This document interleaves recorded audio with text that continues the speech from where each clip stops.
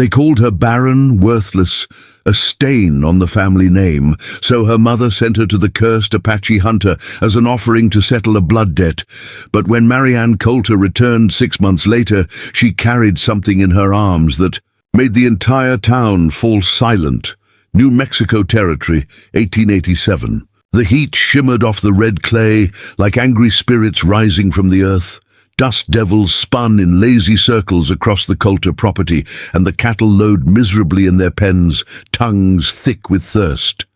It had not rained in 43 days, and everyone said it was because the land was cursed, because old debts had gone unpaid, because the Coulters had taken what was not theirs, and the spirits remembered. The sky hung low and colorless, pressing down on the ranch like a wool blanket soaked in sweat, and even the buzzards that circled overhead seemed too tired to land. Marianne stood in the parlor with her hands folded in front of her, back straight, chin level, even as her mother circled her like a vulture eyeing carrion. Catherine Coulter was a hard woman, all sharp edges and sharper words, the kind of woman who wore black even when no one had died, and smiled only when someone else was suffering. Her eyes were the color of winter ice, and right now they were fixed on her daughter with the kind of cold calculation usually reserved for livestock at auction. The floorboards creaked beneath her boots as she paced, each step deliberate, each pause designed to let the silence stretch until it became unbearable. 3 years married and not a single child, Catherine said, her voice cutting through the thick air like a blade.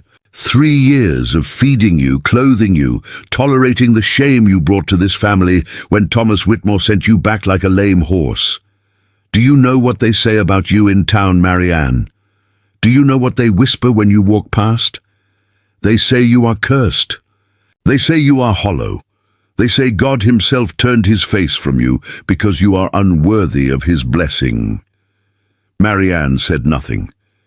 She had learned long ago that her mother did not ask questions because she wanted answers. She asked them because she wanted to watch you squirm, because she fed on discomfort the way vultures fed on rot. Marianne kept her eyes fixed on a point just past her mother's shoulder, on the painting of her grandmother that hung crooked on the wall. A stern woman in a high collar who looked like she had never smiled a day in her life. The family resemblance was striking. Her father sat in the corner, Daniel Coulter, a man who had once been strong, but had been ground down by years of his wife's venom and his own failures. He held a glass of whiskey, even though it was barely past noon, and he would not meet his daughter's eyes. He never did any more. Not since Thomas Whitmore's family had returned her to the Coulter ranch with a letter that detailed, in cold medical terms, her failure as a wife. Barren, it had said. Defective, unable to fulfill her marital duties. The letter had been read aloud at the dinner table, every humiliating word, while her mother watched with something like satisfaction gleaming in her eyes, and her father stared into his drink as if it held answers he was too afraid to seek. Catherine stopped pacing and turned to face Marianne directly. The afternoon light slanted through the window behind her, casting her face in shadow, making her look less like a woman and more like something carved from stone. "The Apache came again last night," she said, and there was something ugly in her smile now, something that made Marianne's stomach turn. Tahatan, the cursed one. The Shadow Walker. He stands at the edge of our property every full moon, watching, waiting, like a wolf circling a wounded deer. Your grandfather killed his father during the raids of 62, took his land, his horses, his water rights. The Apache have long memories, Marianne. Long memories and longer grudges. They do not forgive. They do not forget. Marianne's throat tightened. She knew the stories. Everyone in the territory knew them.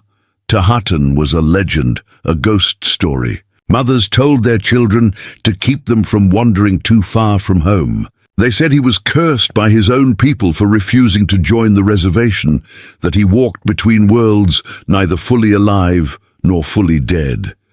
They said he could kill a man with a look, that his shadow fell cold even in summer, that animals fled when he approached and crops withered in his wake. They said he had been promised to a woman from his tribe, but she had died under mysterious circumstances, and the elders blamed him, cast him out, marked him as unlucky. Some claimed he ate the hearts of his enemies. Others whispered he could speak to the dead. The stories varied, but they all agreed on one thing. Tahatan was not to be trusted, not to be approached, not to be crossed. "He wants payment," Catherine continued, her voice almost pleasant now, as if she were discussing the weather or the price of flour. "A life for a life, a debt settled in blood or in bond. Your grandfather is long dead, buried in ground too dry to grow flowers on his grave, and your father is too valuable to this ranch to spare, though God knows he is useless in every other regard. But you, Marianne, you are worth nothing to us now. Less than nothing. You are a reminder of failure, a burden, a mouth to feed with no purpose, no future, no value. You cannot bear children. You cannot attract a husband. You cannot even manage the simplest household tasks without supervision. What use are you?" The words landed like stones, each one carefully chosen, each one designed to hurt. Marianne felt her nails dig into her palms, felt the sting of broken skin, but she kept her face blank, kept her breathing even. She would not give her mother the satisfaction of tears. She had cried herself dry years ago, back when she still believed tears might soften hearts or change minds. She knew better now. "So we have made an arrangement," Catherine said, pulling a folded piece of parchment from her sleeve with the careful precision of a magician revealing a hidden card. "You will go to Tahatan. You will serve as payment for the blood debt. Perhaps he will kill you quickly, a knife to the throat, clean and merciful. Perhaps he will keep you as a slave, work you until your hands bleed and your back breaks. Perhaps he will do worse, things I will not speak aloud in polite company. Frankly, I do not care. What I care about is that the curse is lifted from this land, that the rains return, that our cattle stop dying in the fields, and that I never have to look at your disappointing face again. You have been a failure since the day you were born, Marianne. At least in this, you can finally be useful." Marianne stared at her mother. The clock in the corner ticked loudly, marking seconds that felt like hours. Outside, a crow cawed, harsh and mocking.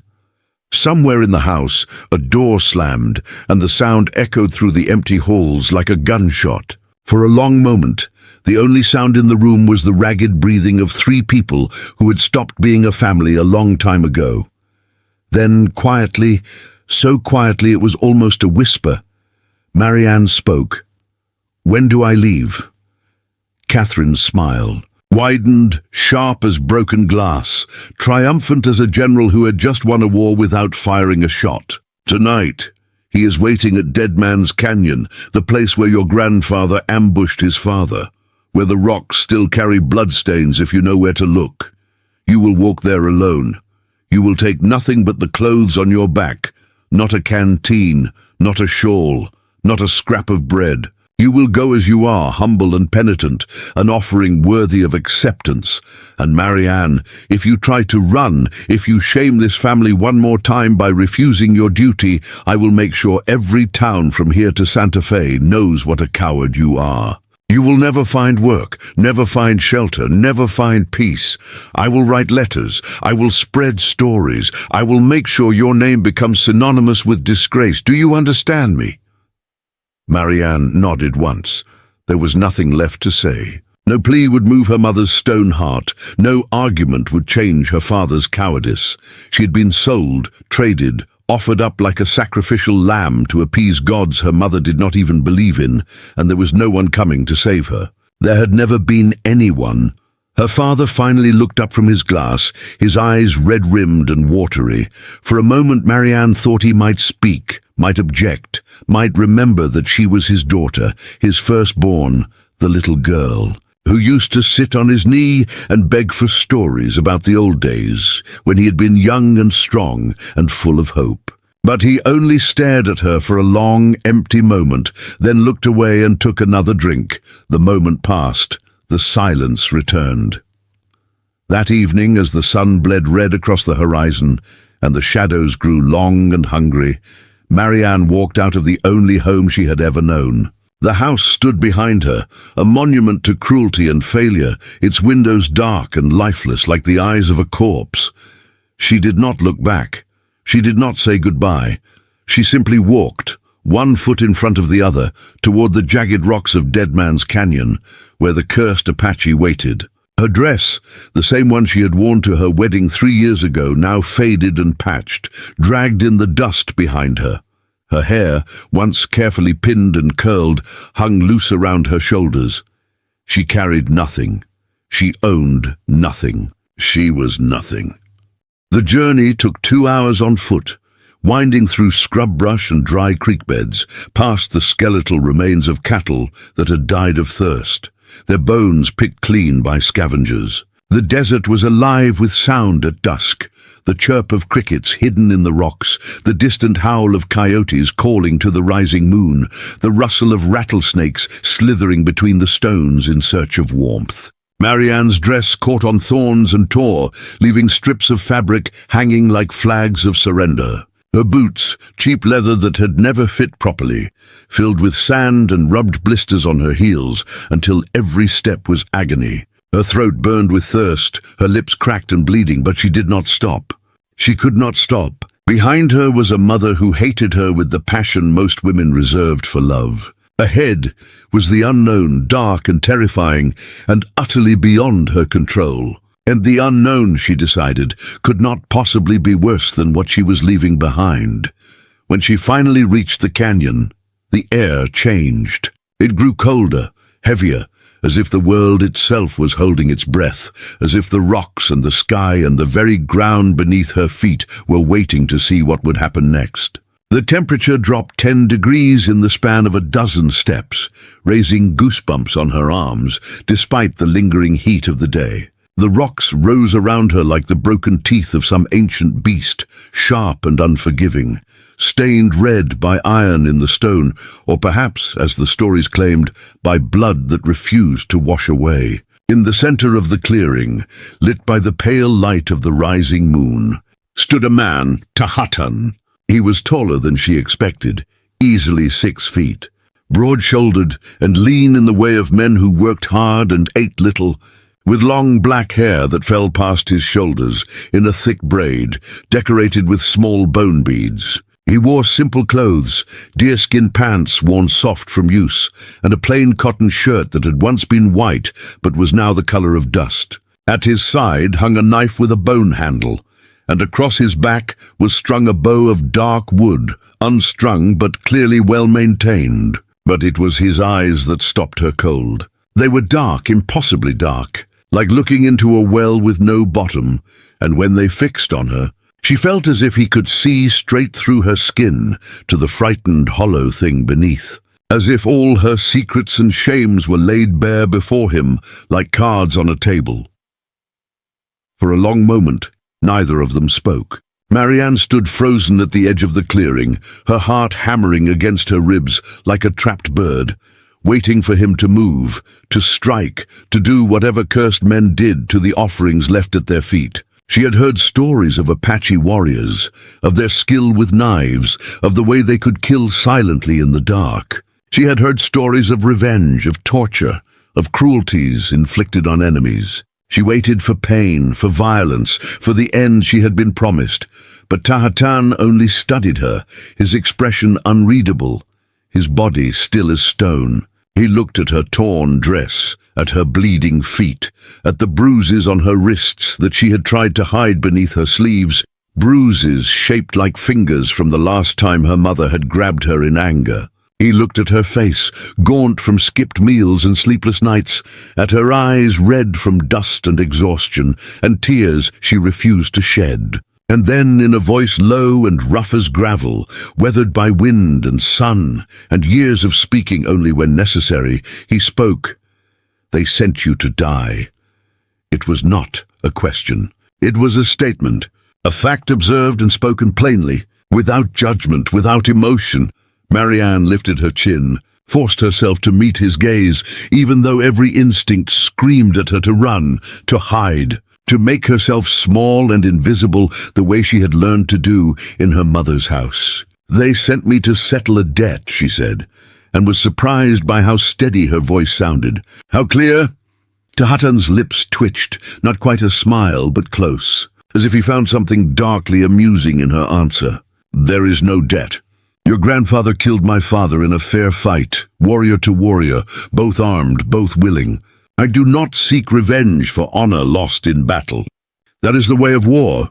That is the way of men. But your people fear what they do not understand, so they create monsters where there are none.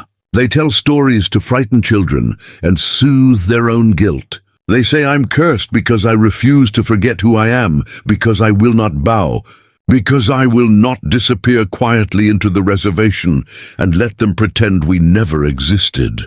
Marianne blinked, confusion cutting through her fear like light through fog. "Then why do you come to our land? Why do you watch our home? Why do you stand at the edge of our property when the moon is full?" "Because your mother stole water rights that belonged to my family for 3 generations, Tahatan said simply, as if explaining something obvious to a child. "She dammed the river that feeds my hunting grounds, the river where my father taught me to fish, where my mother washed clothes, where my people have drawn water, since before your people came with their papers and their laws and their guns. She took what was not hers to take. And now my people go thirsty, while your cattle drink, until their bellies are full and they die anyway, because the land knows the difference between right and wrong, even if she does not. I come to remind her that the land remembers, even if she has forgotten. I come to remind her that debts of water and earth cannot be paid with gold or cattle or empty words." Silence fell between them again, heavier this time. Weighted with truths Marianne had never been told, with lies she had been fed her whole life. She did not know what to say. She had expected a demon, a monster, a creature of nightmare and shadow. Instead she found a man with grievances, a man with reason, a man who spoke plainly and did not hide behind cruelty or false smiles. "So what happens now?" she asked finally, her voice steadier than she felt, stronger than she had any right to be. "Do you send me back to them? Do you kill me to punish them for their crimes? Do you keep me prisoner as some kind of trophy or revenge?" Tahatan regarded her for a long moment, his dark eyes searching her face as if looking for something he had lost, something he did not expect to find. Then he turned and began walking toward a narrow path that led deeper into the canyon, barely visible in the growing darkness. Over his shoulder, he called back, his voice carrying easily across the still air, "You walk with me. You work, you earn your place. And when the season turns, when winter comes and the snows melt and the earth wakes again, you decide if you stay or go. But know this, Marianne Coulter, if you stay, you will not be a prisoner. You will not be a slave. You will not be a possession to be owned or traded or discarded. You will be free. Freer than you have ever been in that house of ghosts and cruelty. Freer than you have ever imagined possible." Marianne stood rooted to the spot, her mind reeling, her heart pounding. Every thought a tangle of fear and confusion, and something else, something she could not quite name. This was not what she had expected. This was not the story she had been told, not the fate she had been promised. And yet, as she watched Tahatan disappear into the shadows between the rocks, his footsteps sure and quiet on the ancient stone, she realized something with startling, terrifying clarity.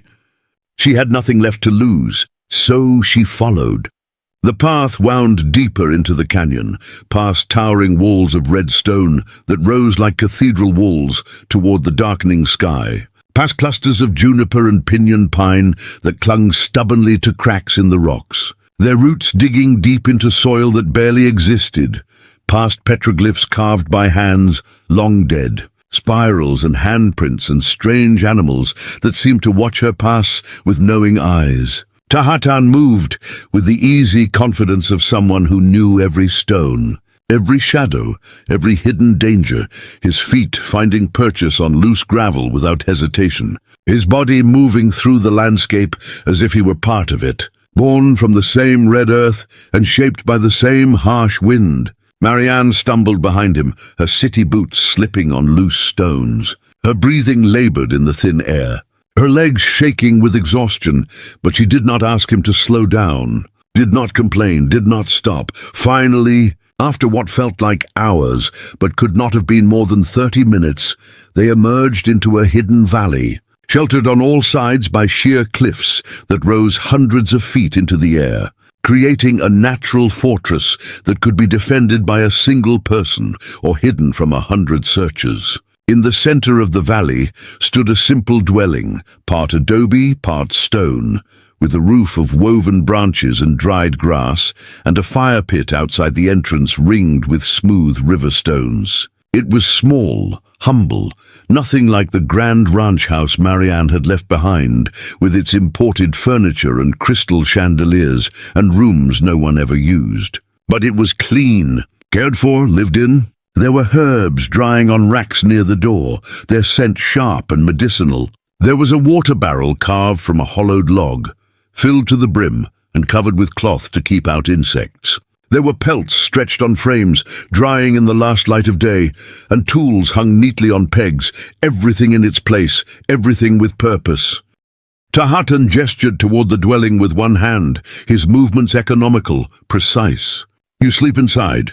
I sleep outside under the stars, where I can hear anyone approaching. There is water in the clay pot beside the door, clean water from a spring that never runs dry. There is dried meat in the woven basket, venison and rabbit, and cornmeal in the jar, and salt in the small pouch. There are blankets in the corner, wool and deerskin, enough to keep you warm when the night grows cold. Do not wander after dark. The canyon is home to more than just me. There are mountain lions that hunt at night, rattlesnakes that hide in the rocks, and spirits that do not take kindly to strangers who disrespect the old places." Marianne nodded, too exhausted to question, too numb to argue, too overwhelmed to do anything but obey.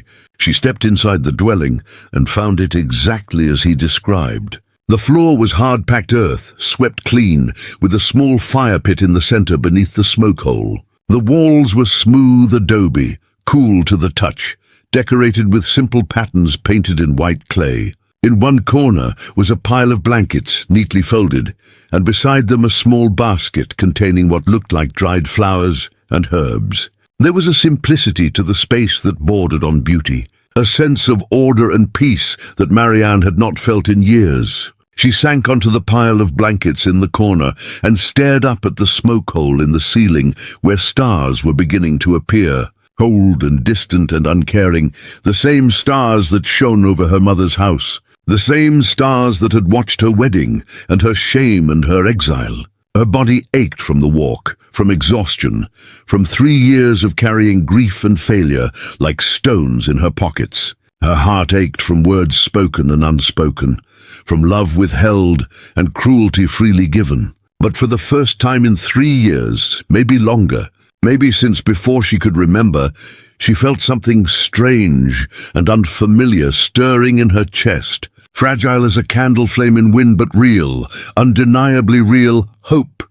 Outside, Tahatan sat by the fire he had built with practiced ease, watching the flames dance and flicker, casting shadows that moved like living things across the canyon walls. He had seen the bruises on her wrists, faint but unmistakable, the fingerprint pattern of someone who had grabbed too hard and held too long. He had seen the hollowness in her eyes, the haunted look of someone who had learned to expect pain, to anticipate cruelty, to protect themselves by feeling nothing at all. He had seen the way she flinched when he moved too quickly, the way she kept her distance, the way she watched him with the wariness of a beaten dog, unsure if the next hand would feed or strike. He knew what it meant to be unwanted, discarded, blamed for things beyond your control. He knew what it meant to be called cursed.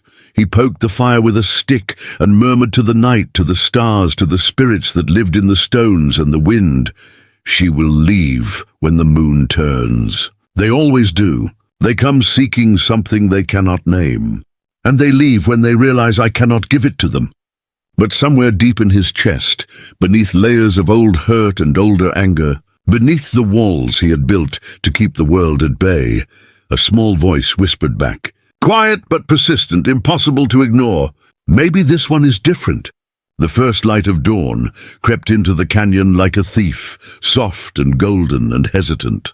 Marianne woke to the sound of crackling fire and the smell of something cooking, rich and savory and utterly foreign to her. For a moment, she forgot where she was, forgot the journey through the desert, forgot her mother's cold eyes and colder words. Then memory crashed back like a wave, and she sat up quickly, her heart racing, her hands clutching the wool blanket that had kept her warm through the night. Outside, Tahutton was crouched beside the fire pit, turning something on a flat stone that served as a griddle.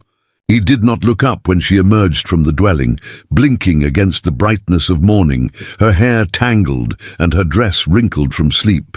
He simply continued his work, flipping what appeared to be cornmeal cakes with practiced efficiency, his movements economical and precise.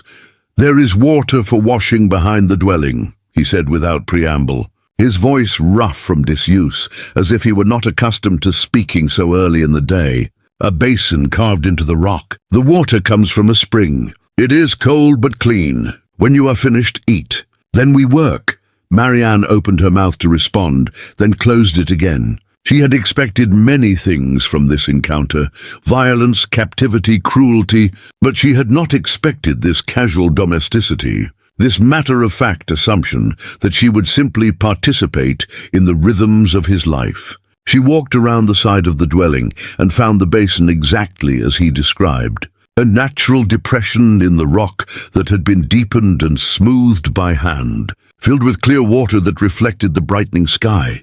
She washed her face and hands, gasping at the shocking coldness, and felt more awake than she had in months. When she returned to the fire, Tahutton had set out 2 wooden bowls, simple but well made, each containing several of the cornmeal cakes and a handful of what looked like dried berries. He handed her one bowl without ceremony and took the other for himself, settling onto a flat rock and eating in silence. Marianne sat on another rock, balancing the bowl in her lap, and took a tentative bite. The cake was dense and slightly sweet, with a nutty flavor she could not quite identify, and the berries were tart and chewy. It was simple food, but it was good, and she realized with a start that she was hungrier than she had thought.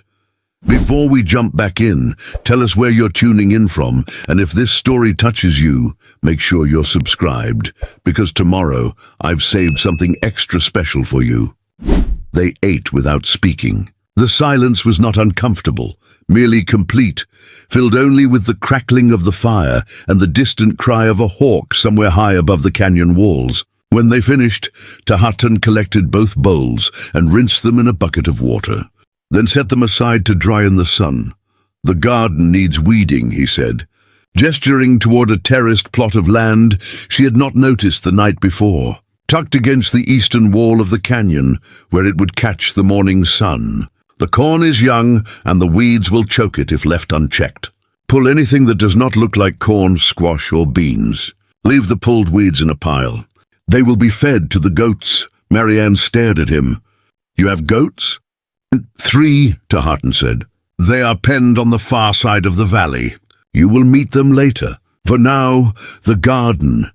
He handed her a short stick with one end, sharpened to a point, a primitive but effective weeding tool, and walked away without further instruction. Marianne stood for a moment holding the stick, feeling utterly out of her depth. She had never gardened in her life.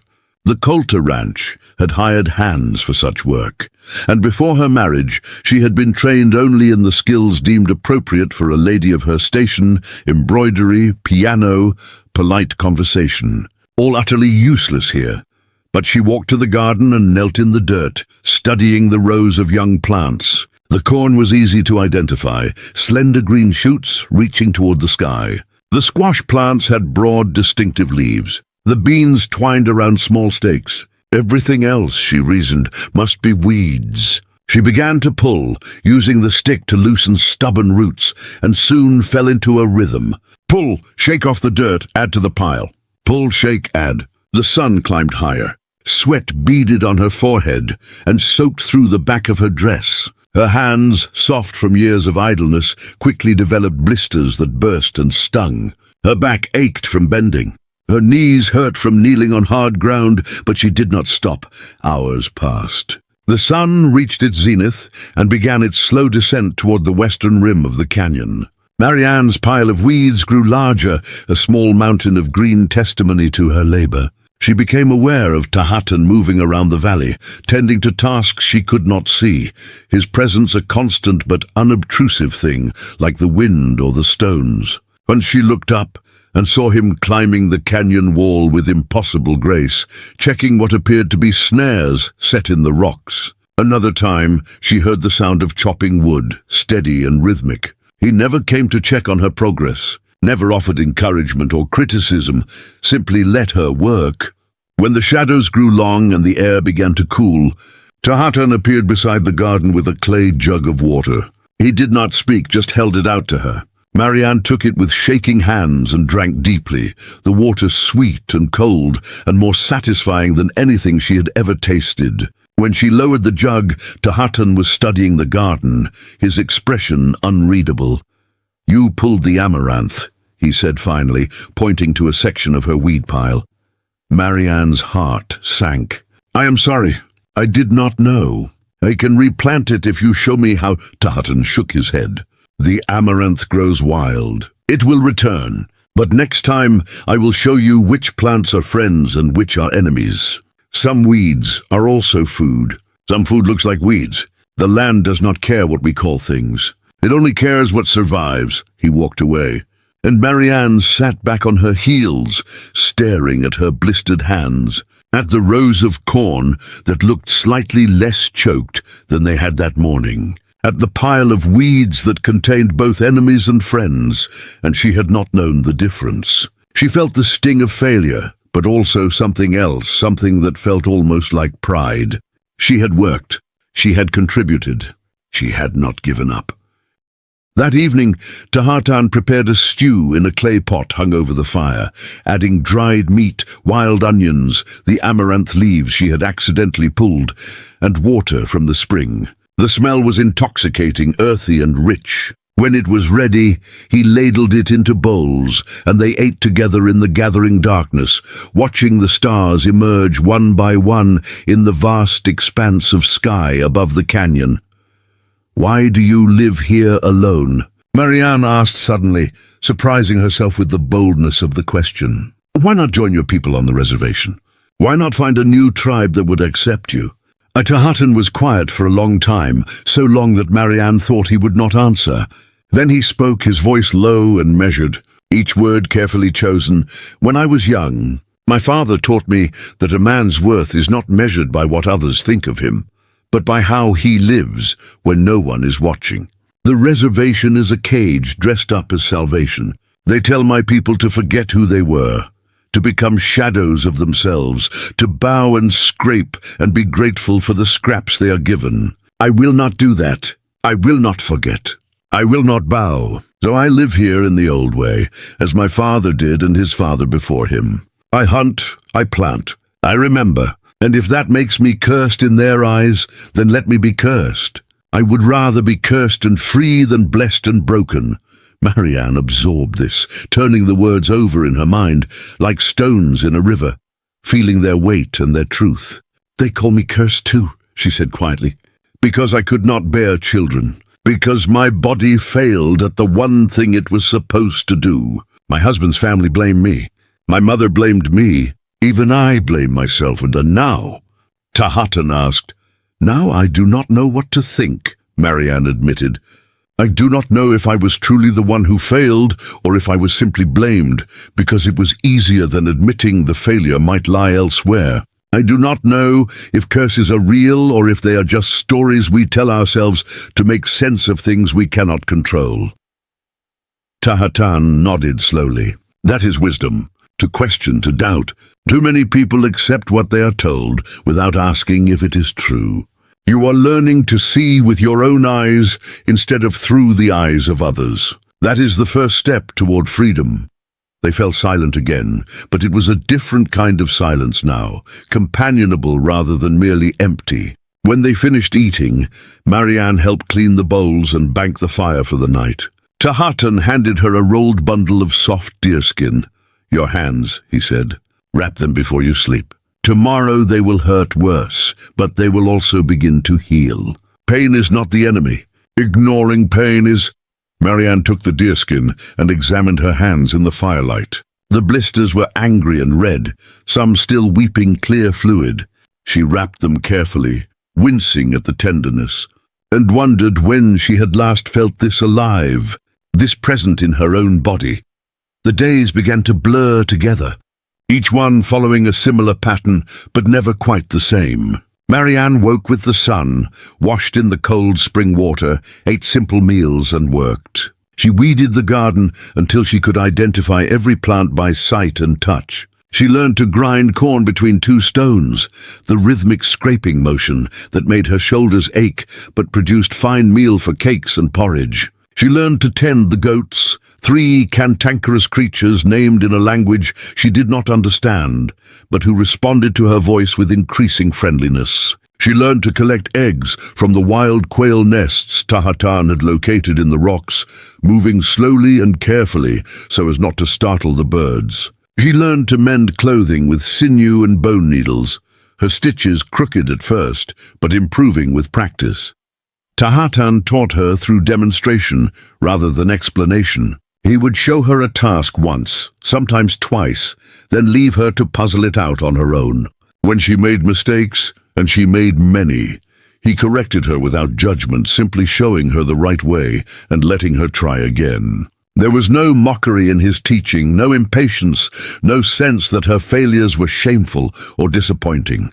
Mistakes were simply information, data to be processed and learned from. She learned that he rose before dawn every morning to check his snares and hunting traps, that he knew the canyon so well he could navigate it in complete darkness, that he spoke to the animals he killed, thanking them for their sacrifice before taking their meat. She learned that he kept a small garden of medicinal herbs near the spring, carefully tended plants that he used to treat injuries and illnesses, though he never explained what each plant was for. She learned that he sometimes sang in the evenings, soft chants in a language she did not know. His voice rough but not unpleasant, the melodies strange and haunting. And slowly, carefully, she began to notice other things. Small gestures that might have been kindness or might have been mere practicality. The way he always served her food first, before taking his own portion. The way he positioned himself between her and the open canyon whenever they were outside, as if unconsciously guarding against unseen threats. The way he had begun leaving a cup of water beside her sleeping mat at night, knowing she often woke thirsty. The way he had quietly moved sharp tools and dangerous implements to higher shelves after she had cut her hand trying to skin a rabbit, never mentioning the change, but making the space safer nonetheless. Marianne tried not to read too much into these gestures. She told herself they meant nothing, that Tahatan was simply a practical man who did not want his only help injured or incapacitated. But sometimes in the quiet moments before sleep, she found herself wondering, hoping, feeling something warm and fragile unfurling in her chest like a flower reaching toward uncertain sun. 3 weeks into her stay, a storm rolled over the canyon with sudden violence. The sky darkened to bruised purple, and lightning cracked across the clouds like veins of white fire. Thunder shook the ground. Rain fell in sheets so thick Marianne could barely see the canyon walls. She huddled inside the dwelling, watching water pour through the smoke hole and hiss in the fire pit below, turning the hard earth to mud. The door covering blew aside, and Tahatan ducked inside, soaked to the skin, his hair plastered to his face. He was carrying something wrapped in his shirt, and when he opened it carefully, Marianne saw a small kid, one of the baby goats, shivering and bleating pitifully. "The pen flooded," Tahatan said shortly, wringing water from his shirt. "The mother and the other kid made it to high ground, but this one was trapped. She's cold. She needs warmth or she will die." Without thinking, Marianne reached for the kid and pulled it against her chest, wrapping it in the blanket she had been using. The tiny animal was ice-cold and trembling violently, its eyes wide with fear.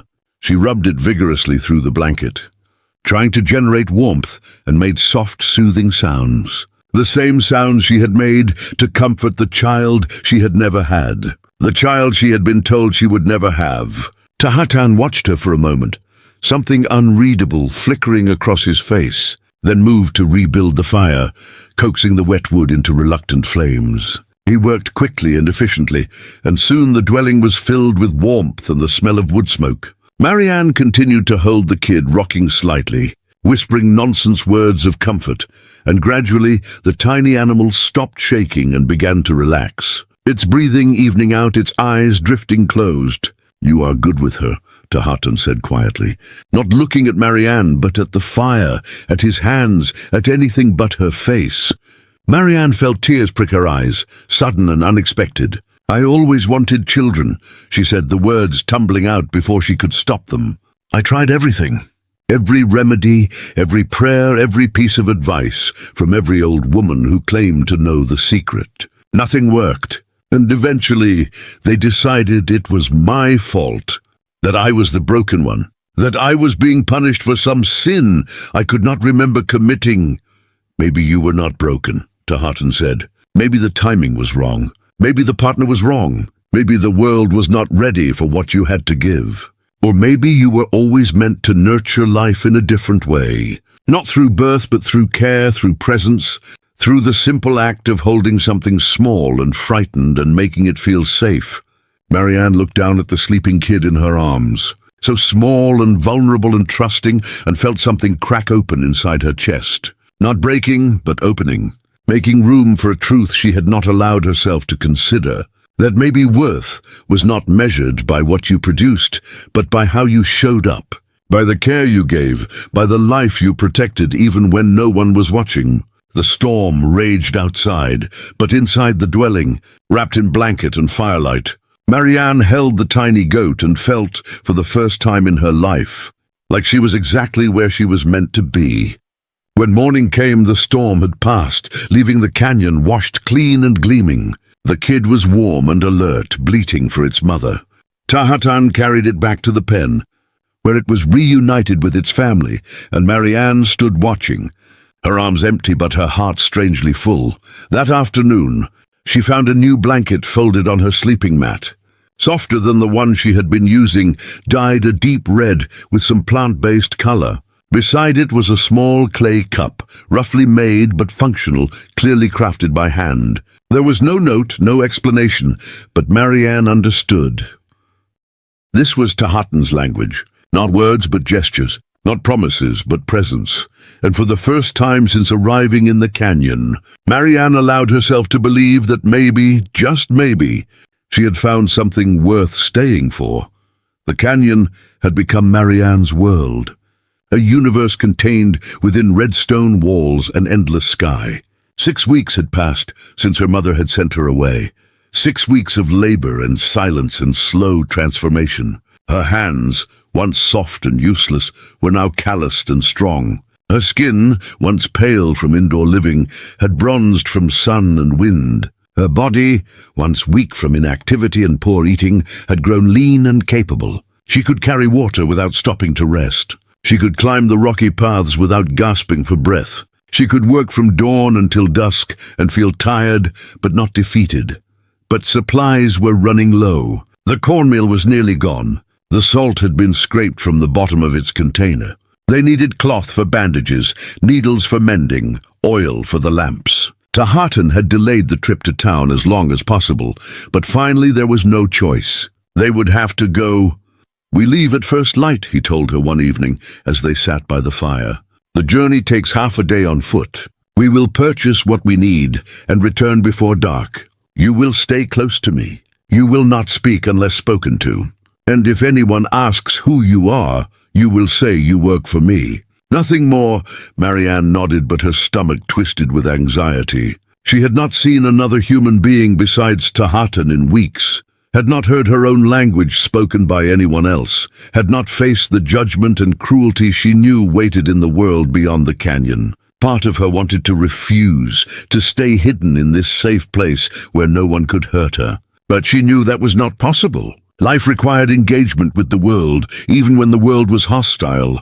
They set out as the sun broke over the eastern rim, walking single file along a narrow trail that wound down from the canyon and across the open desert toward the distant cluster of buildings that marked the town of Redemption. It was a small settlement, barely more than a trading post with pretensions, consisting of a general store, a blacksmith, a saloon, and a scattering of houses occupied by ranchers and miners and people who had nowhere else to go. Marianne walked behind Tahatan, watching the way he moved across the landscape with fluid confidence, never hurrying but never wasting motion.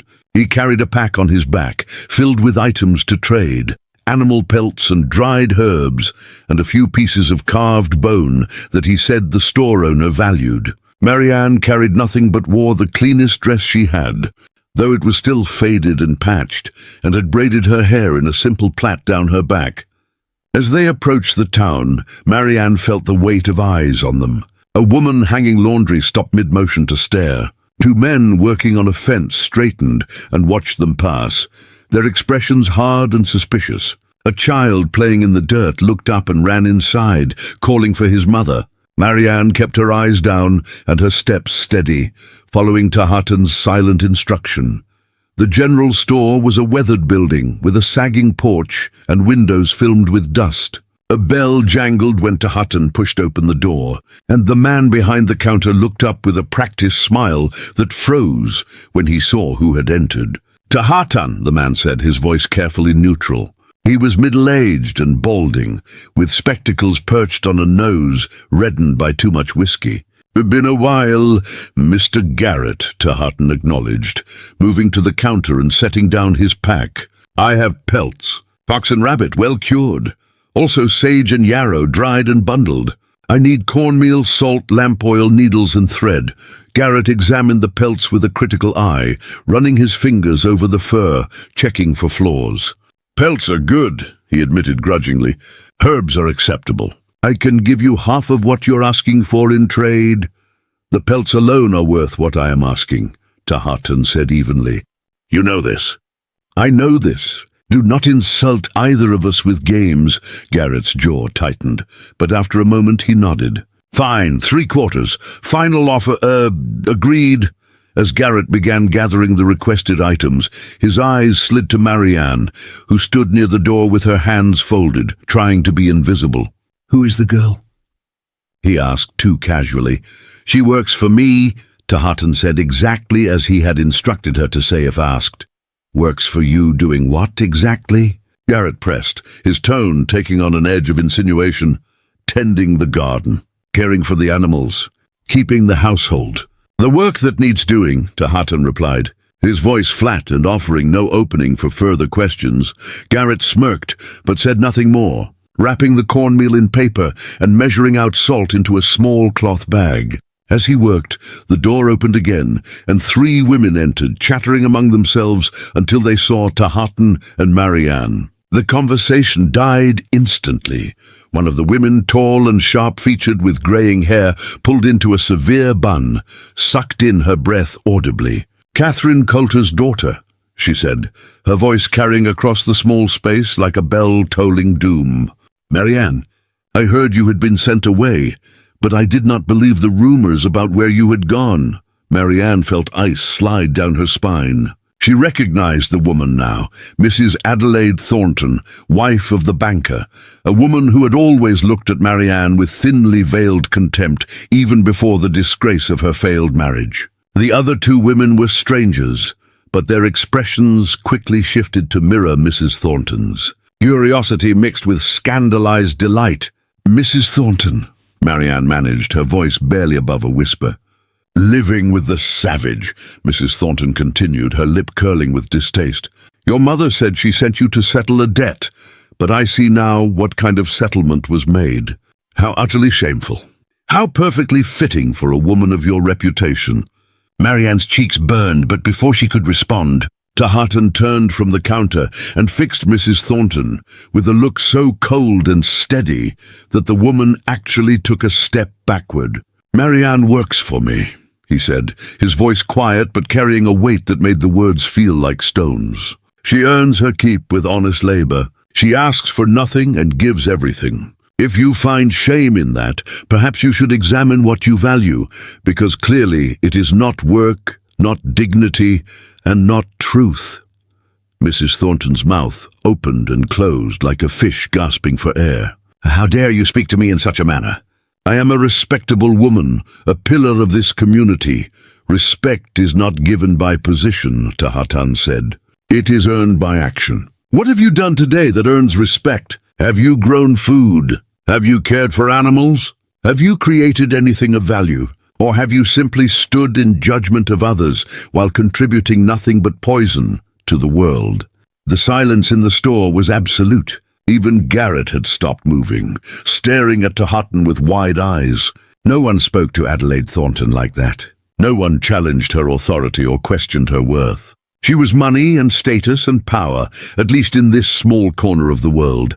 But Tahatan was unmoved. He gathered the supplies Garrett had set out, placed them carefully in his pack, and turned to leave. As he passed Marianne, he paused just long enough to meet her eyes, and in that brief glance she saw something fierce and protective, something that said more clearly than words, "You are not alone." They walked out of the store together, and Marianne heard the explosion of scandalized whispers behind them. But she kept walking, kept breathing, kept moving forward. Outside, the sun was bright and hot, and the street was busier now. More people going about their business. More eyes turning to watch the Apache and the disgraced woman walking side by side. They had made it perhaps 50 yards when a voice called out, loud and deliberately provocative.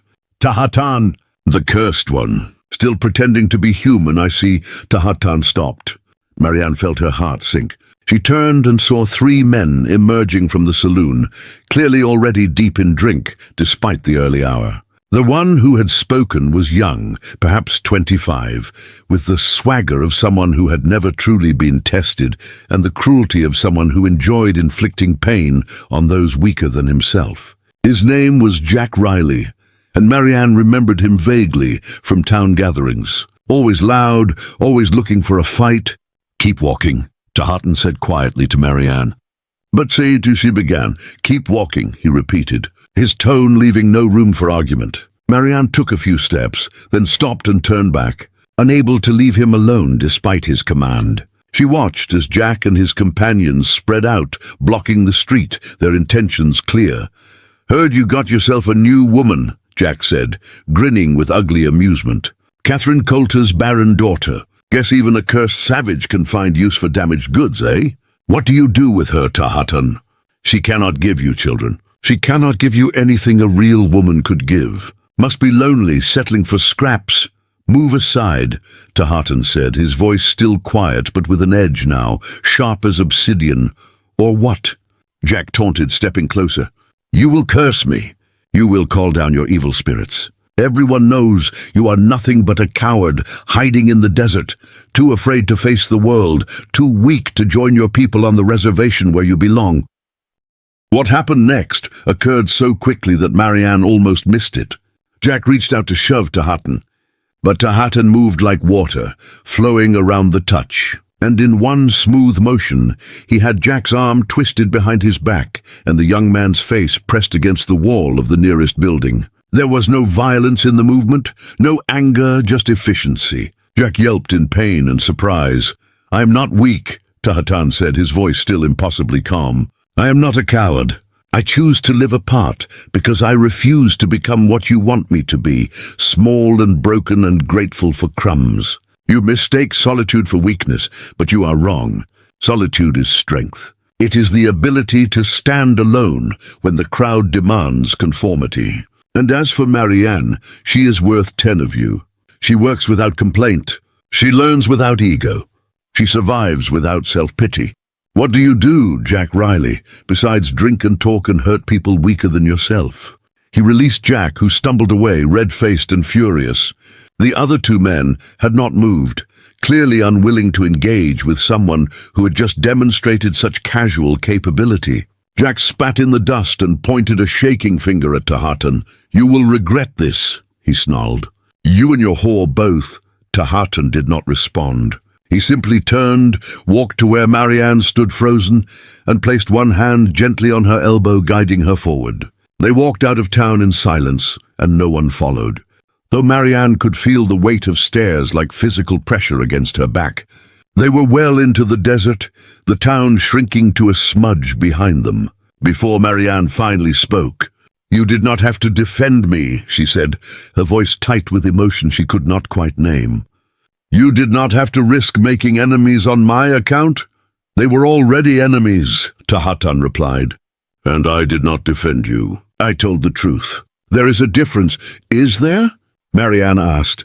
"Because it felt like defense. It felt like you were standing between me and their cruelty, because you thought I could not stand there myself."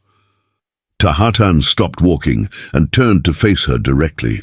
His eyes were serious, searching hers with an intensity that made her breath catch. "Can you stand there yourself?" he asked. Marianne considered this. A month ago, she would have said no.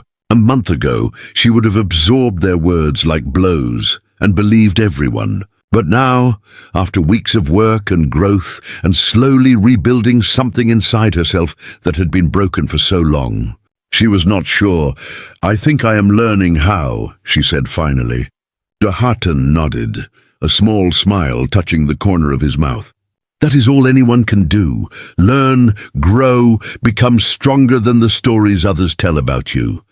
They resumed walking, and Marianne felt something shift inside her.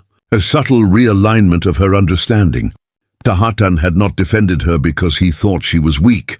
He had defended her because he believed she was worth defending, because he saw value in her that others refused to see, because he was teaching her by example what it meant to stand firm in the face of cruelty.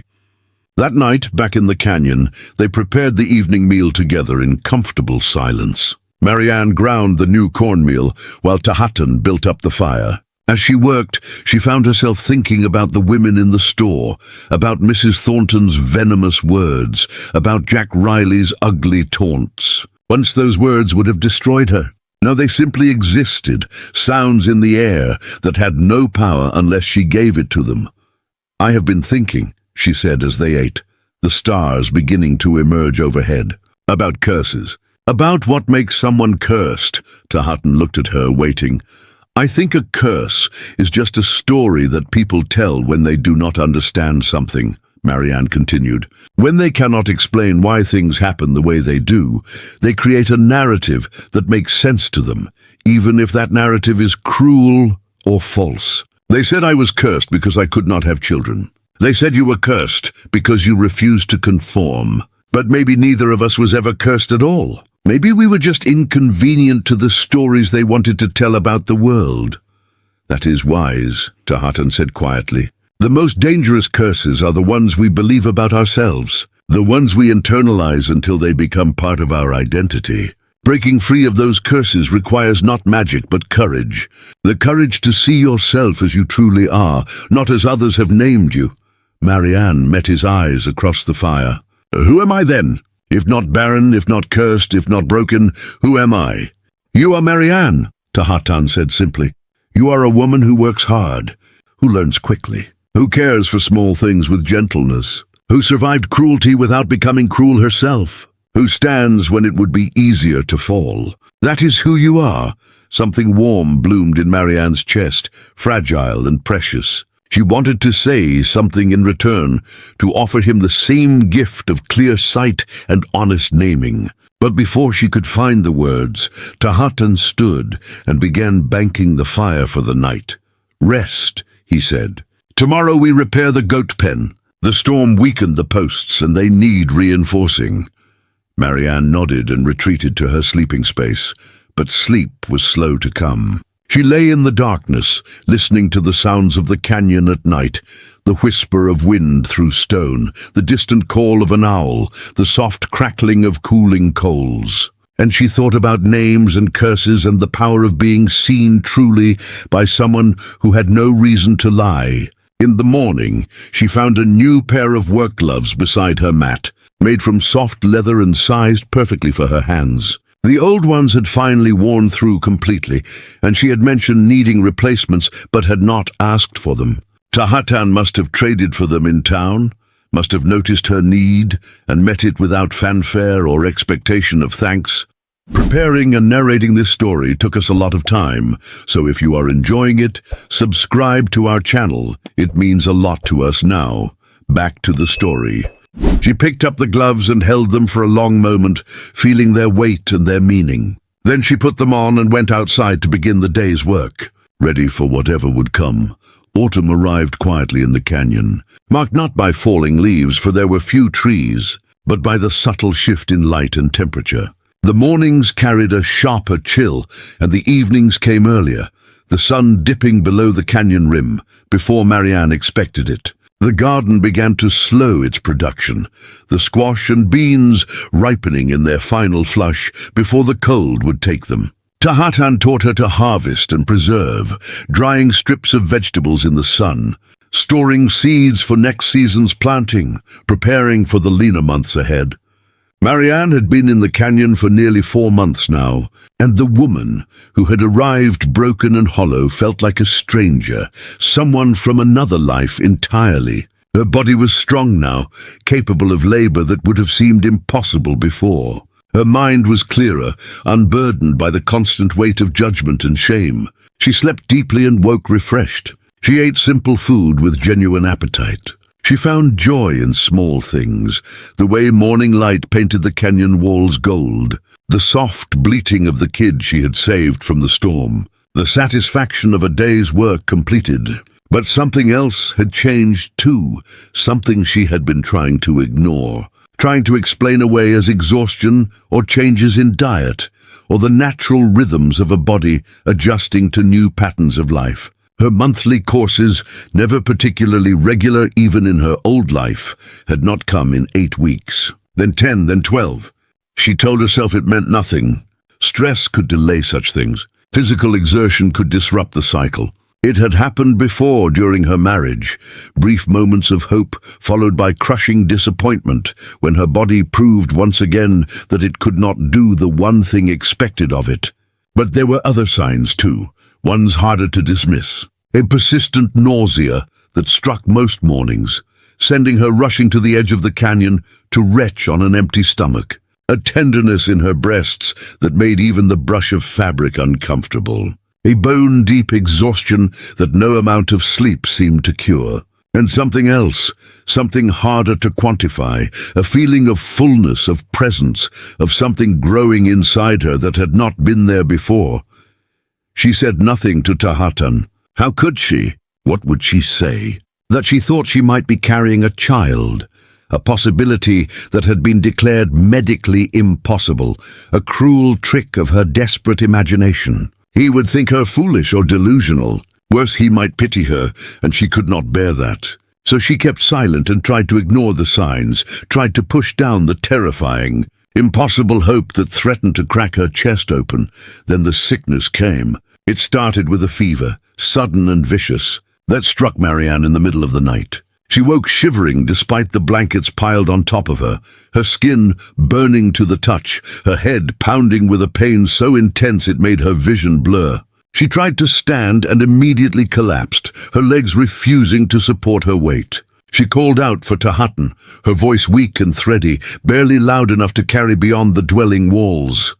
But he heard. He was there within moments, kneeling beside her sleeping mat, his hand cool against her forehead, his expression grave in the dim light of the banked fire. "How long have you felt unwell?" he asked, his voice calm but urgent. "Just now," Marianne managed through chattering teeth. "I was fine when I went to sleep. Now I feel like I am burning from the inside." Tahatan disappeared for a moment and returned with water and several bundles of herbs Marianne recognized from his medicine garden. He built up the fire until the dwelling was bright and warm, then began steeping the herbs in boiling water, creating a bitter-smelling tea that he held to her lips. "Drink," he commanded gently. "It will help break the fever." Marianne drank, gagging at the taste but forcing it down. Tahatan dipped a cloth in cool water and placed it on her forehead, replacing it frequently as it warmed from her fever heat. He spoke to her in a low, steady voice, telling her stories she could barely follow, words in his own language that rose and fell like music, soothing even when incomprehensible. The night stretched long and terrible. The fever climbed higher, sending Marianne into delirium. She saw her mother's face looming over her, heard cruel laughter echoing off canyon walls, felt hands pushing her down into darkness. She thrashed and cried out, and through it all, Tahatan stayed beside her, his presence anchoring her to reality, his voice calling her back when she drifted too far into nightmare. Sometime before dawn, drenched in sweat and trembling with weakness, Marianne surfaced from the fever enough to see Tahatan clearly. He looked exhausted, his face drawn with worry, his eyes red from lack of sleep. He was still bathing her face with cool water, still murmuring words of comfort, still there. "You should rest," she whispered. "I will be fine. You will be fine because I am here," Tahatan replied firmly, "and I will rest when the fever breaks." Marianne wanted to argue, wanted to tell him he did not owe her this care, this devotion, but her eyes drifted closed again and she fell into an uneasy sleep. When she woke next, it was full daylight and the fever had diminished, leaving her weak but clear-headed. Tahatan was slumped against the wall nearby, finally sleeping, his face peaceful in repose. She watched him for a long moment, this man who had taken her in without question, who had taught her without condescension, who had defended her without hesitation, who now stayed by her side through sickness when he could have simply left her to recover or die on her own. Something shifted in her chest, a recognition both terrifying and exhilarating. This was not gratitude, she felt. This was not mere companionship or friendly regard. This was something deeper, something that made her heart ache with its intensity. Over the next 3 days, the fever returned in waves, each one slightly weaker than the last, until finally it broke completely, and Marianne was left hollowed out, but recovering. Tahatan barely left her side, preparing broths and teas, changing the cloths on her forehead, helping her to the necessary when she was too weak to walk alone, never once showing embarrassment or impatience with the intimate indignities of illness. On the 4th day, Marianne was strong enough to sit up and eat solid food. As she sipped a simple stew of rabbit and wild onions, Tahatan watched her with an expression she could not quite read. "There is something you are not telling me," he said finally. Marianne's spoon stopped halfway to her mouth. "What do you mean?" Your sickness. It is not just fever. There is something else. Something you are keeping hidden." Marianne set down the bowl, her hands shaking slightly. She had known this moment would come, had dreaded it, had rehearsed a dozen different ways to say the impossible thing. But now, faced with Tahatan's steady gaze and the weight of his concern, she found she could not lie. "I think I might be with child," she whispered, the words falling into the space between them like stones into still water. Tahatan went very still. For a long moment he said nothing, his face unreadable. Then carefully he asked, "How long have you suspected?" "Weeks, maybe 2 months. I was not certain. I'm still not certain. It seems impossible. The doctors said I could not conceive. My husband's family had me examined by 3 different physicians, and all of them agreed my womb was damaged, incapable of carrying life. But the signs are there, the missed courses, the morning sickness, the tiredness, and something else, something I cannot explain, just a knowing. Why did you not tell me?" Tahatan asked, and there was something in his voice now, not anger, but something close to hurt. "Because I was afraid," Marianne admitted. "Afraid you would think me foolish or delusional. Afraid it was not real, just my body playing a cruel trick on me the way it has before. Afraid that if I spoke it aloud it would disappear like morning mist. And afraid of what it would mean if it were true. What would it mean? Tahatan pressed. Marianne looked down at her hands, at the calluses and scars that marked months of hard work. It would mean the doctors were wrong. It would mean my husband's family blamed me for a failure that was not mine. It would mean I have spent years believing I was broken when I was not. And it would mean that this child, if it exists, was conceived here with you in this canyon, in a life I never chose, but have come to cherish. The silence that followed was enormous, filled with all the things neither of them had said in 4 months of living side by side. Marianne felt her heart hammering against her ribs, felt the terrible vulnerability of having spoken truth that could not be taken back. Then Tahatan did something unexpected. He reached across the small space between them and took her hand in his grip warm and firm and achingly gentle. "If you carry a child," he said slowly, choosing each word with care, "then it is a blessing, not a curse. If the doctors were wrong, then they bear the shame of their ignorance, not you. If this life grew here in this place, then it is meant to be, and I will honor it. And if you have come to cherish this life we have built together, then you should know that I have too. More than I thought possible, more than is perhaps wise." Marianne felt tears slip down her cheeks, hot and unexpected. "I do not understand," she whispered. "We have barely spoken of anything beyond daily tasks. We have not discussed feelings or futures or anything of consequence. How can you say you cherish this when we have built it on silence?" "Silence is not absence," Tahatan said. "Sometimes silence is the deepest form of communication.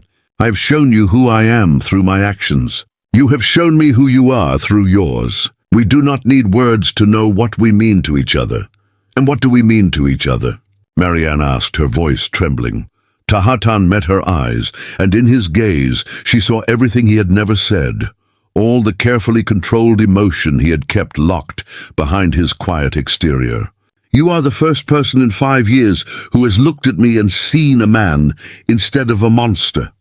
You're the first person who has stayed by choice instead of obligation or fear. You are the reason I wake earlier than necessary just to have more time in your presence. You are the reason I have started to believe that perhaps I am not meant to walk this earth alone."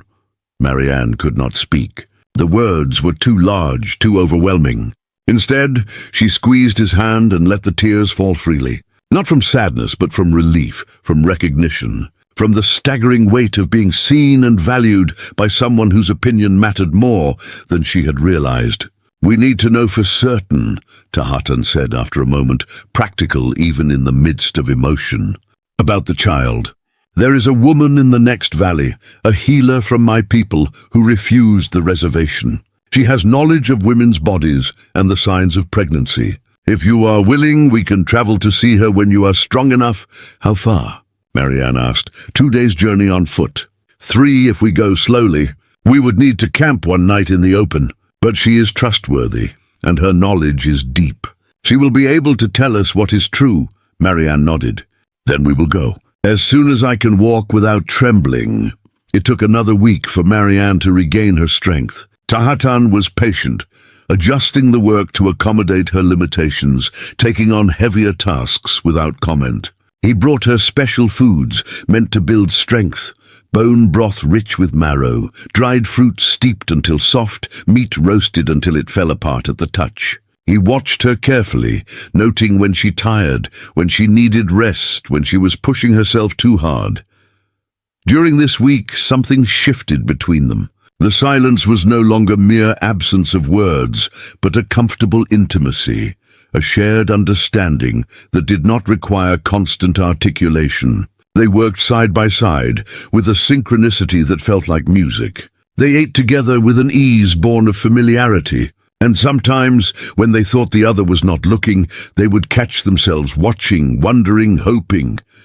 Finally, Marianne declared herself ready to travel. They packed light, carrying only water, dried food, blankets, and a few tools. They left before dawn, moving through the canyon in the pale blue light of early morning, following paths that Tahatan knew by heart. The journey was harder than Marianne expected. The terrain was rough, climbing out of the canyon and across high desert plateaus scattered with juniper and sage. But she pushed through fatigue and discomfort, driven by the need to know, to have certainty one way or another. Tahatan matched his pace to hers, never rushing, never complaining when they needed to stop and rest. They camped that night in a sheltered hollow, beneath an overhang of rock. Tahatan built a small fire, and they shared a simple meal of dried meat and hard bread. The stars overhead were so numerous and bright, they seemed to pulse with light, and the desert stretched around them in all directions, vast and indifferent and strangely beautiful. "Are you afraid?" Tahatan asked as they sat by the fire. "Terrified," Marianne admitted. "If I am not pregnant, then I have allowed myself to hope for nothing. If I am pregnant, then everything changes. Either way, the world I knew is gone, and I do not know what comes next. Change is the only constant," Tahatan said. "The seasons turn, the land shifts, water-carved stone. Nothing remains as it was. The question is not whether things will change, but whether you have the courage to change with them." "And if I do not?" Marianne asked. "Then you will be crushed by the weight of trying to hold still in a moving world," Tahatan said simply. "But I do not think that will happen. You have already changed more than you realize. The woman who arrived in my canyon 4 months ago could not have made this journey. She could not have survived the fever. She could not have spoken the truth about her fears and hopes. But you are not that woman anymore." Marianne looked at him across the fire, at the strong lines of his face illuminated by flickering light, at the quiet strength in his posture, at the gentle certainty in his eyes. "Who am I now?" she asked. "You are becoming yourself," Tahatan said. "The self you were always meant to be, before the world told you who you should be instead." They reached the healer's dwelling late the next afternoon. It was similar to Tahatan's home, adobe and stone, tucked into a fold in the landscape, nearly invisible until you were upon it. An old woman emerged as they approached, her face deeply lined, but her eyes sharp and knowing. She greeted Tahatan in their shared language, a rapid exchange Marianne could not follow, then turned her gaze to Marianne with an intensity that felt like being measured and weighed. "Come," the woman said in accented but clear English. "We will see what truth your body holds." Inside the dwelling, the healer had Marianne lie down on a woven mat. She pressed firm hands against Marianne's abdomen, feeling, probing, reading the body's secrets through touch. She asked questions about timing and symptoms and sensations. She prepared a tea from herbs Marianne did not recognize and had her drink it, watching her reaction carefully. The examination seemed to last hours, but was probably only minutes. Finally, the healer sat back and nodded to herself, satisfaction in her weathered face. "You carry life," she said simply. "Perhaps 3 months along, maybe a little more. The child is small but strong. Your body knows how to do this, even if your mind doubts. You will birth in late spring, when the desert blooms." Marianne felt the world tilt and resettle, everything the same but entirely different. She was pregnant. Actually, truly, impossibly pregnant. The doctors had been wrong. Her husband's family had been wrong. She had been wrong. Her body was not broken. It had simply been waiting. She looked to where Tahatan stood near the entrance, his face unreadable in the shadows. Their eyes met, and in that moment, everything that had been unspoken between them crystallized into perfect clarity. This child was theirs, conceived in quiet companionship and growing trust, a life built from the ruins of 2 broken people who had found each other in the wilderness. "Thank you," Marianne whispered to the healer, her voice thick with emotion. The old woman smiled, showing gaps where teeth had been. "Thank the spirits, not me. They decide when life comes. I only read the signs." That night they camped near the healer's home, and Marianne lay awake long after Tahatan had fallen asleep. She placed her hand on her still flat belly and felt, or imagined she felt, a flutter of response. A child, her child, their child, growing inside her despite all the pronouncements of impossibility, all the shame and blame and cruel certainty that she was defective. In the darkness, she allowed herself to believe in miracles.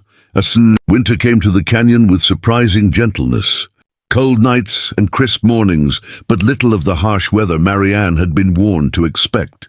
The garden lay dormant beneath a thin layer of frost that melted by midday, and the goats grew thick coats that made them look twice their normal size. Marianne's belly had begun to swell, a small but unmistakable curve that grew more pronounced with each passing week. She was 5 months along now, and the child moved inside her with increasing vigor, little flutters and kicks that filled her with wonder and terror in equal measure.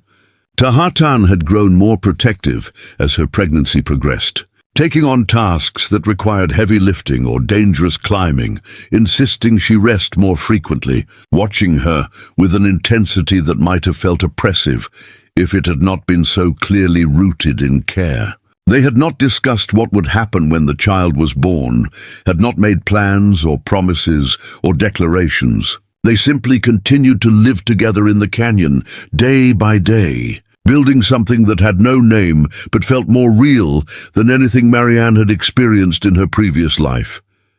Then, on a cold morning in late January, a rider appeared at the mouth of the canyon.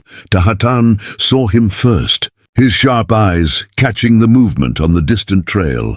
He tensed, his hand moving instinctively to the knife at his belt, but the rider made no aggressive moves, simply sat his horse and waited, clearly wanting to be seen before approaching closer. After a moment, Tahatan gestured for Marianne to stay near the dwelling and walked out to meet the stranger.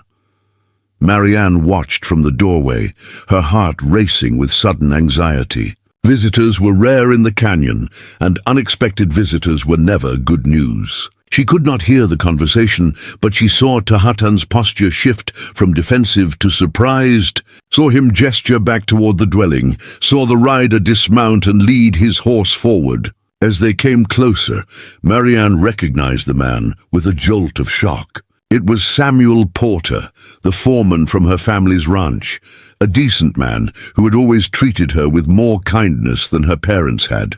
He looked older than she remembered, his face deeply lined with weather and worry, and when he saw her standing in the doorway, with her swollen belly clearly visible beneath her simple dress, his eyes widened. "Miss Marianne," he said, removing his hat and holding it awkwardly in his hands. "I have been searching for you for 3 weeks. Your mother sent me. She needs to see you. It is urgent." Marianne felt her stomach clench with a familiar dread. "My mother sent you? Why? What does she want?" Samuel shifted uncomfortably, his eyes flicking to Tahatan and then back to Marianne. "She is dying, Miss Marianne.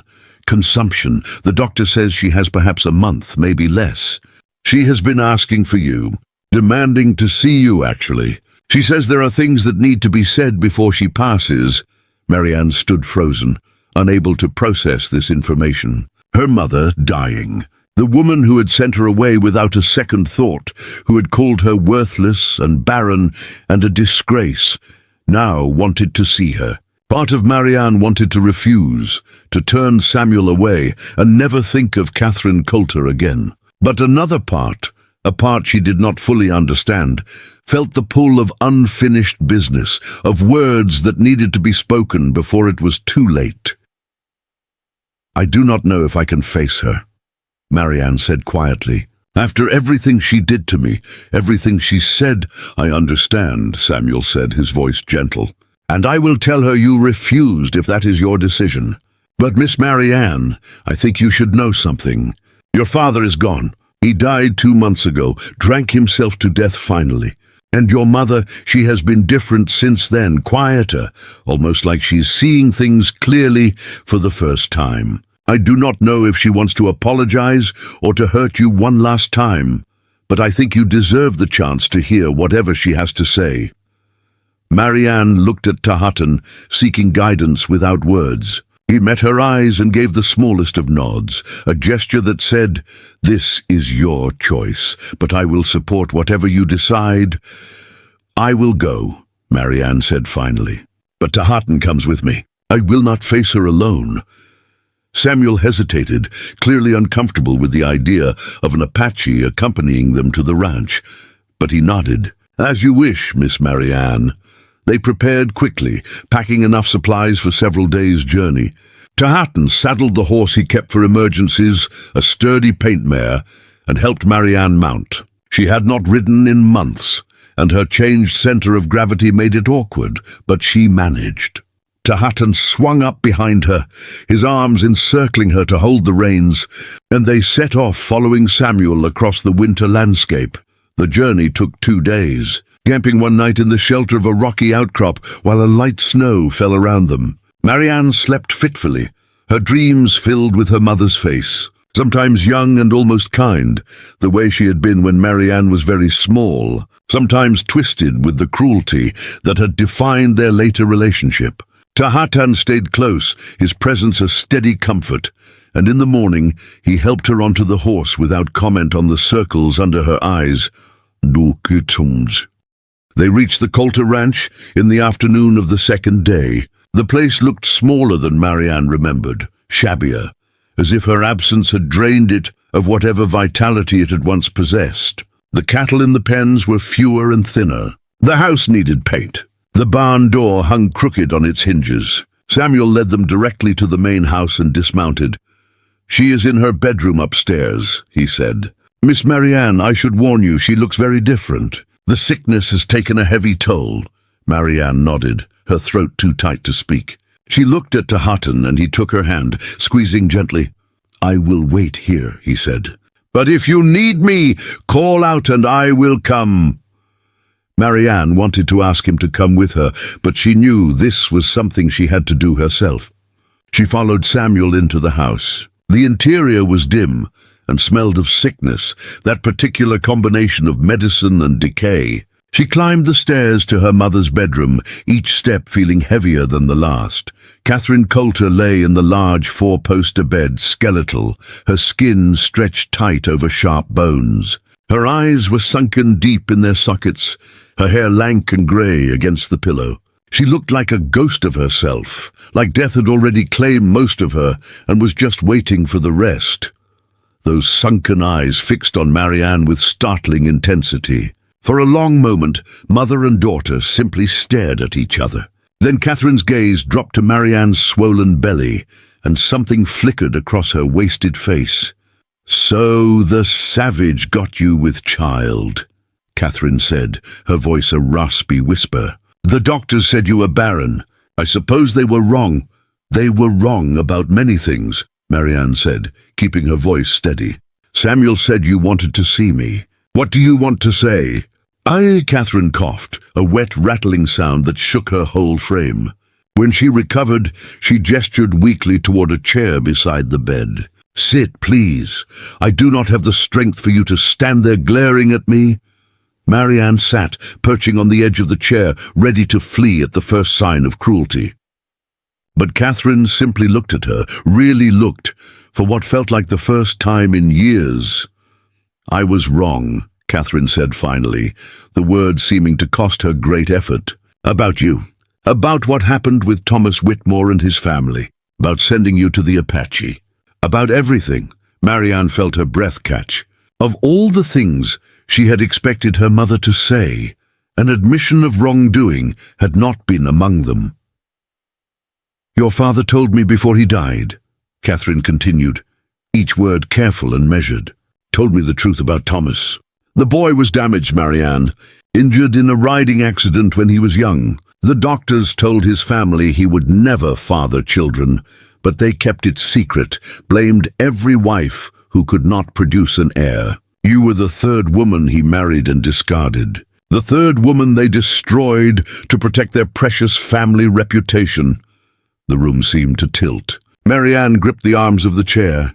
"You knew?" she whispered. "You knew it was not my fault and you still sent me away?"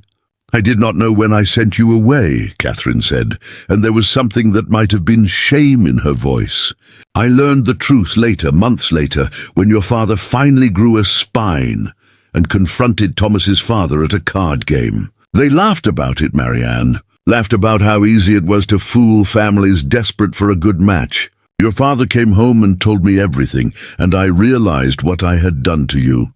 And you did nothing, Marianne said, her voice rising. You learned the truth and you did nothing. You did not send word. You did not try to bring me back. You left me to believe I was broken. I was afraid, Catherine admitted, and the confession seemed to shrink her even further. Afraid of admitting I was wrong. Afraid of facing what I had done to my own daughter. So I stayed silent and told myself it was better this way, that you were probably dead anyway. It was easier to believe that than to face my guilt. Marianne felt tears streaming down her face. You were my mother, she said, her voice breaking. You were supposed to protect me, to believe in me, to love me. Instead, you made me believe I was worthless. You made me believe I deserved every cruel word. You sent me away to die, and then convinced yourself it was for the best. I know, Catherine whispered. I know what I did, and I know there is no forgiveness possible for such cruelty. But I wanted you to know the truth before I died. I wanted you to know that you were never broken, never cursed, never the failure I made you believe you were. The failure was mine. The silence that followed was heavy with all the years of pain and misunderstanding.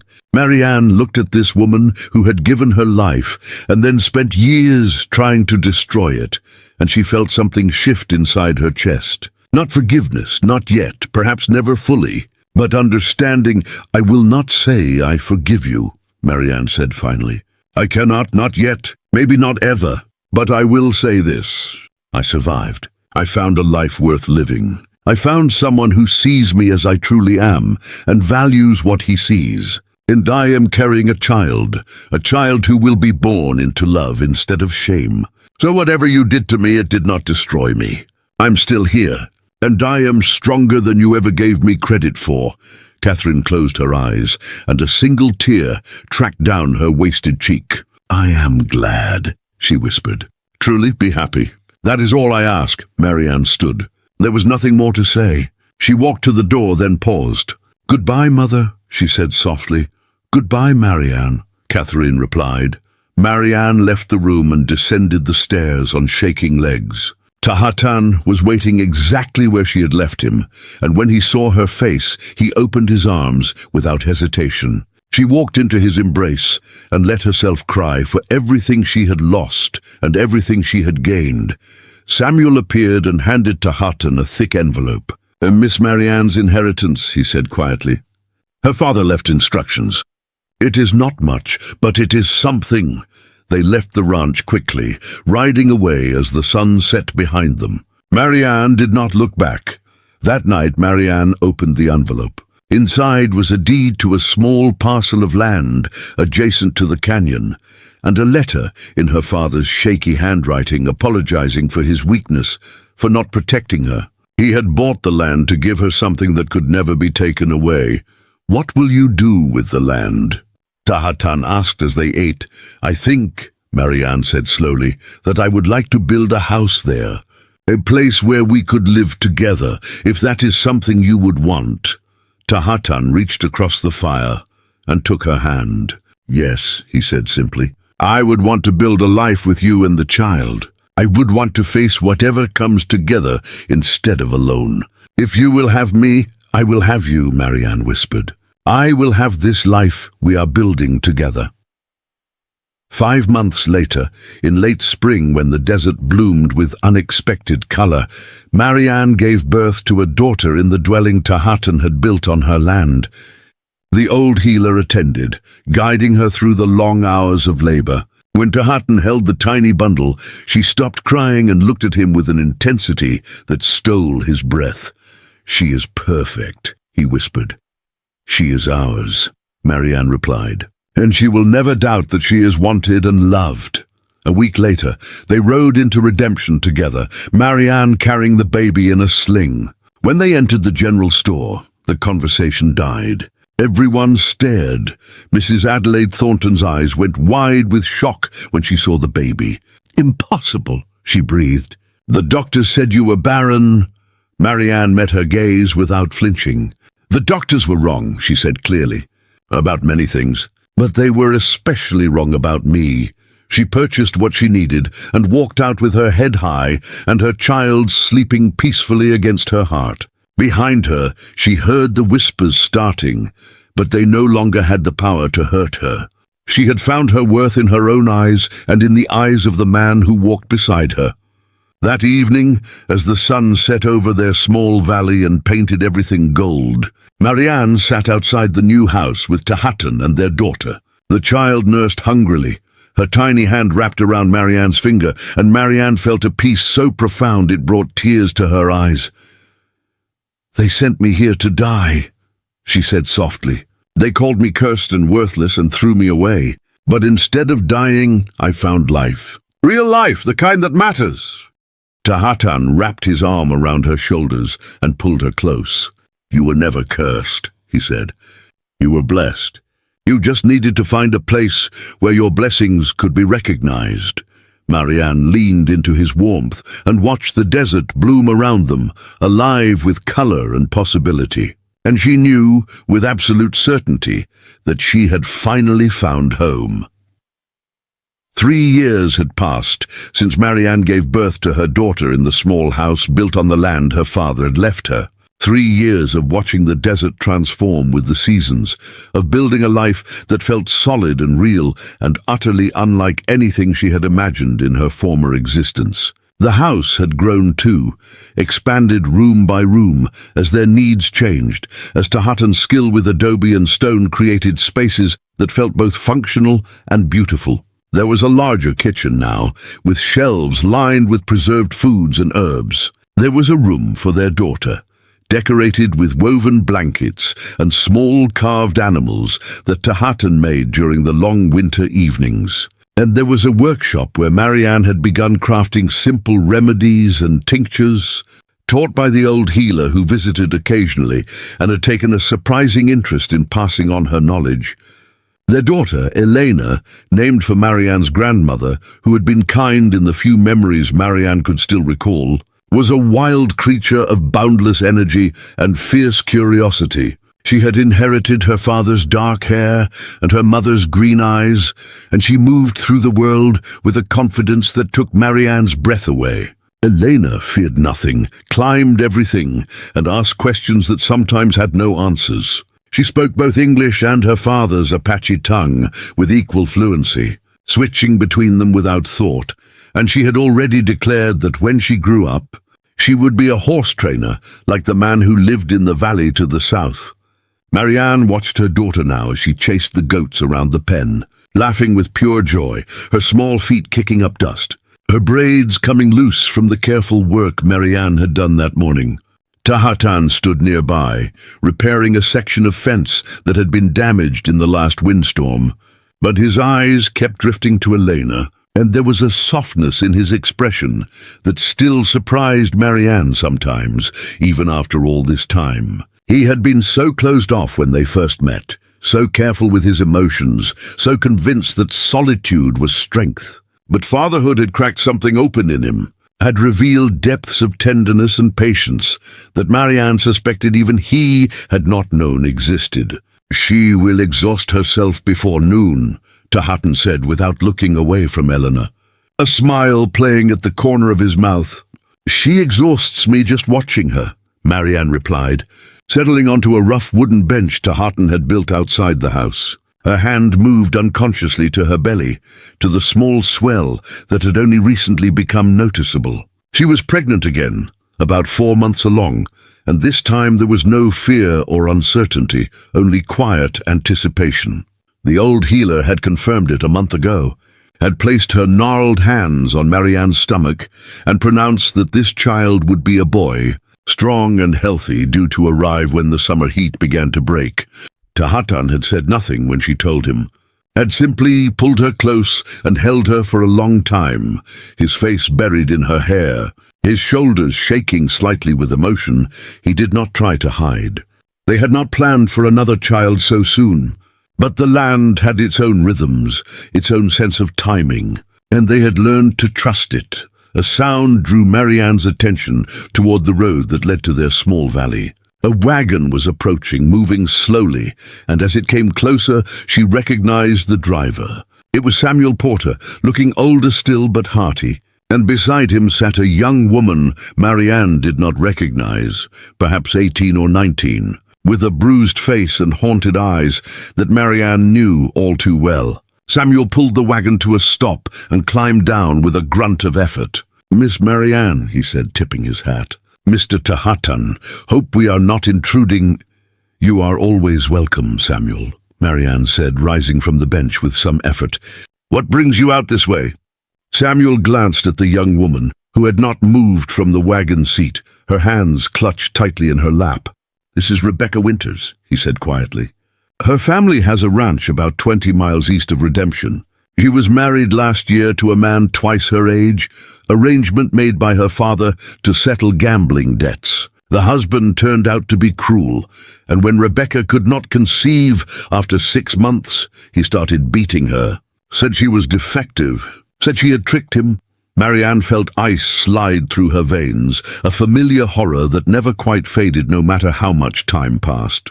She looked at Rebecca, really looked, and saw herself 4 years ago, broken and desperate and convinced that she deserved every bit of suffering that came her way. "She ran away 3 days ago," Samuel continued. "Showed up at my place in the middle of the night, half dead from exhaustion and fear. I patched her up as best I could, but she has nowhere to go. Her family will send her back if she returns. The law will not help her because she is married property. And the church, well, you know how they are about women who leave their husbands." He paused, then met Marianne's eyes directly.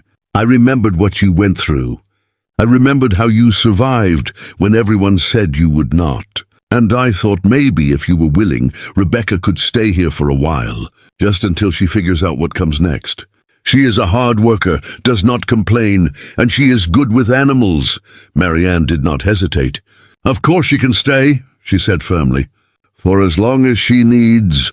Rebecca's head snapped up, her eyes wide with disbelief. "You do not even know me," she whispered. "Why would you help me?" "Because someone helped me when I needed it most," Marianne said simply. "Because no woman should have to face cruelty alone.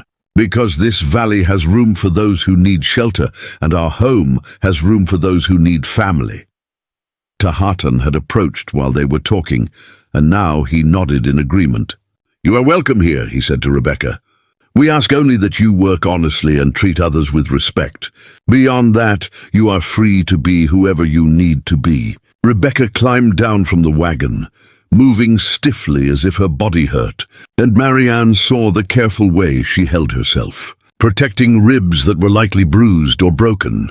Samuel unloaded a small bag from the wagon, everything Rebecca owned in the world apparently, and handed it to her with gentle kindness. After Samuel left, Marianne showed Rebecca to a small room they had built onto the house the previous year. Originally intended as storage, but easily converted to sleeping quarters. It was simple but clean, with a narrow bed, a trunk for belongings, and a window that looked out over the garden. Rebecca stood in the doorway, staring at the space as if she could not quite believe it was real. "It is not much," Marianne said, "but it is yours. No one will enter without permission. No one will take it from you. You are safe here." Rebecca's face crumpled, and she began to cry, great heaving sobs that shook her thin frame. Marianne wrapped her arms around the girl and held her while she wept, murmuring soft reassurances, remembering how it felt to finally be safe after living in fear for so long. When the tears subsided, Rebecca pulled back and wiped her face with shaking hands. "I do not understand why you are being so kind," she said. "You do not owe me anything." "Kindness is not about debt," Marianne said gently. "It is about seeing suffering and choosing to ease it when you can. Rest now. When you are ready, we will find work for you to do. But there is no rush. Healing takes time." Over the following weeks, Rebecca slowly began to emerge from her shell of fear and trauma. She was indeed a hard worker, rising early to help with the garden, tending the goats with surprising skill, learning to grind corn and preserve vegetables under Marianne's patient instruction. She was quiet, spoke little and less directly addressed, but there was an intelligence in her eyes and a hunger to learn that reminded Marianne of herself. Elena took to Rebecca immediately, following her around like a devoted puppy, chattering endlessly in her mix of English and Apache, showing off her treasures, demanding that Rebecca watch her climb trees and chase chickens. Rebecca seemed bewildered by the child's affection at first, but gradually she softened, even smiled occasionally, and Marianne would sometimes catch her playing with Elena, the two of them laughing over some shared joke. One evening, as they sat around the fire after supper, Elena already asleep in her bed and the stars beginning to emerge overhead, Rebecca finally spoke about what had happened to her. The words came slowly, painfully, but Marianne and Tahatan listened without judgment, without interruption, simply bearing witness to her pain. "He said I was cursed," Rebecca whispered, her voice barely audible over the crackling flames. "Said God had marked me as unworthy, said that was why I could not give him children. But Marianne, I was married for only 6 months. 6 months. How could anyone know in such a short time whether children would come or not? And even if they did not, even if I truly could not conceive, does that make me worthless? Does that erase everything else I am?" "No," Marianne said firmly. "It does not. Your worth is not determined by your ability to bear children. Your worth comes from who you are, from your character and your actions and your heart. Anyone who says otherwise is trying to control you by making you believe you are less than you are." "But how do you stop believing it?" Rebecca asked, tears streaming down her face. "How do you silence the voices that tell you they are right, that you are broken, that you deserve punishment?" Marianne reached across the space between them and took Rebecca's hand. "You replace those voices with new ones," she said. "You surround yourself with people who see your true value. You work hard and discover your own strength. You give yourself time to heal, and you forgive yourself for believing the lies, even though they were never your fault. It is not easy, and it is not quick, but it is possible." "I'm living proof." Tahatan, who had been silent throughout the conversation, finally spoke. "The strongest people I have ever known are not the ones who never fell," he said quietly. "They are the ones who fell, who were pushed down, who were told they would never rise again, and who got up anyway. Rebecca, you ran away from a man who was killing you slowly. You survived 3 days in the desert alone. You asked for help when you needed it. That is not weakness. That is strength." Rebecca looked between them, her face a mix of hope and fear. "What if I can never be strong like you?" she whispered. "You already are," Marianne said. "You just do not know it yet." As autumn deepened and the air grew cooler, their small household found its rhythm. Rebecca became not just a guest, but a true member of their family, contributing her labor and her presence, slowly learning to laugh again, to trust again, to imagine a future that did not include pain. She was there when Marianne's belly grew large and unwieldy, helping with tasks that had become difficult, entertaining Elena when Marianne needed to rest, learning about childbirth and healing from the old healer who visited more frequently as the due date approached. And she was there on a warm day in early September when Marianne's labor began, sudden and intense. Rebecca stayed by Marianne's side, holding her hand and whispering encouragement, her own fear forgotten in the need to be strong for someone else. The labor was shorter this time, only 6 hours from first pain to final push. And when the baby emerged into the world, squalling with impressive volume, Rebecca was the first to wrap him in clean cloth and place him in Marianne's arms. "A boy," the healer announced with satisfaction. "Strong lungs. Good color. He will be a fighter, this one." Tahatan, who had been pacing outside, burst into the room and stopped short at the sight of his son. His face transformed, all the careful control dissolving into pure, unguarded joy. He knelt beside the bed and touched the baby's tiny hand with one finger, and the infant's fingers closed around it with surprising strength. "What will you name him?" Rebecca asked softly. Marianne looked at Tahatan, a question in her eyes, and he nodded. "Kai," she said. "It means willow tree in Tahatan's language. Strong but flexible, able to bend in the wind without breaking." 2 weeks after Kai's birth, as Marianne was beginning to regain her strength, a group of riders appeared on the road to their valley. Marianne, who was sitting outside nursing Kai while Eleanor played nearby, felt her heart rate spike with sudden fear. There were 5 men, and as they came closer she recognized the one in front. Jack Riley, the drunk from Redemption who had confronted Taharton years ago. Older now and meaner looking, Taharton emerged from the workshop, his posture immediately defensive, and Rebecca hurried to collect Elena, pulling the protesting child into the house. Marianne considered following but decided to stay where she was, refusing to be driven from her own land by fear.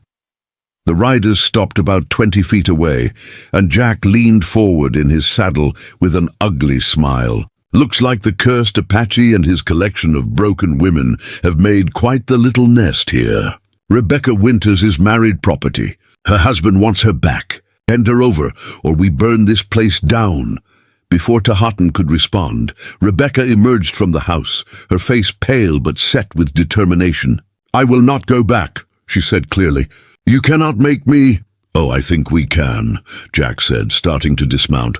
What happened next occurred with stunning speed. Taharton moved, raising his rifle to point directly at Jack's chest. At the same moment, Marianne stood, still holding Kai, but with her free hand reaching for the pistol tucked into her belt, a weapon Taharton had insisted she learn to use. And from the house, the sound of another rifle being cocked echoed as Samuel Porter, who had apparently ridden up the back way, appeared in the doorway with his weapon trained on the other riders.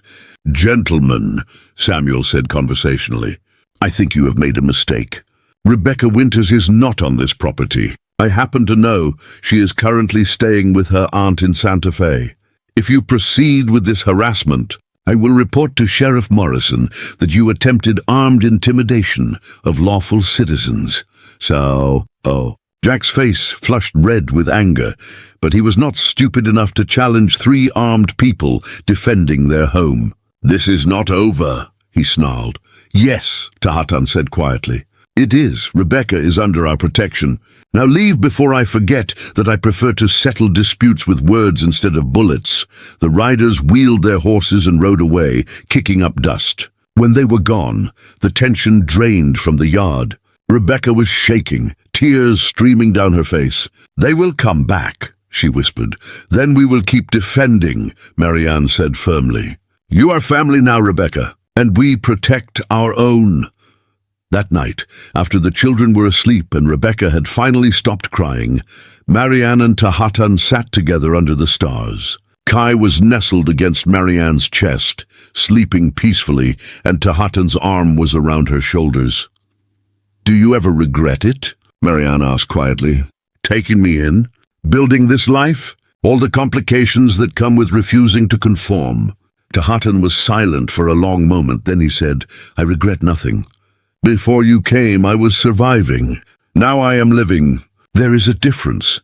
Marianne leaned into his warmth and looked out at the small valley they had made into a home, at the house they had built with their own hands, at the garden that fed them. She thought about the family they had created, not from blood alone, but from choice and commitment and love.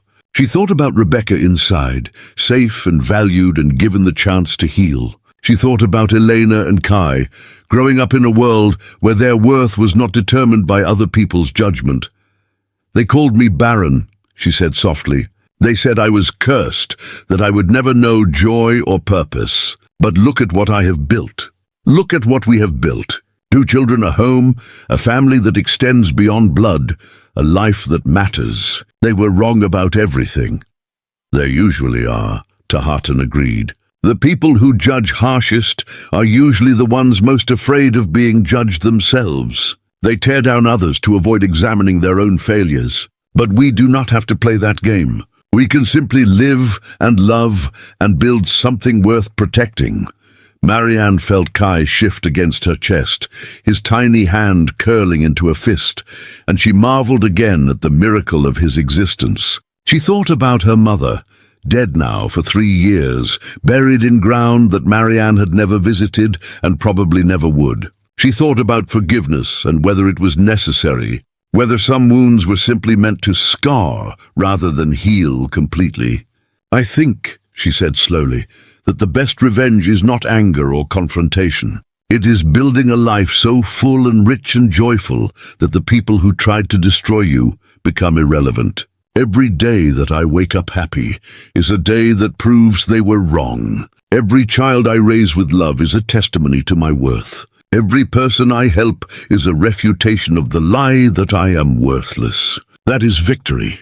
Not loud or dramatic, but real. Hutton kissed the top of her head gently. Then we have already won, he said. And sitting there under the vast desert sky, holding her son and surrounded by the life they had built from nothing, Marianne knew he was right. They had won. Not against anyone in particular, but against the idea that broken people could not build beautiful things, that cursed women could not create blessing, that love required permission from people who did not understand its power. The desert bloomed around them, patient and eternal, and Marianne finally understood what home truly meant. Up next, you've got 2 more standout stories right on your screen. If this one hit the mark, you won't want to pass these up. Just click and check them out, and don't forget to subscribe and turn on the notification bell so you don't miss any upload from us.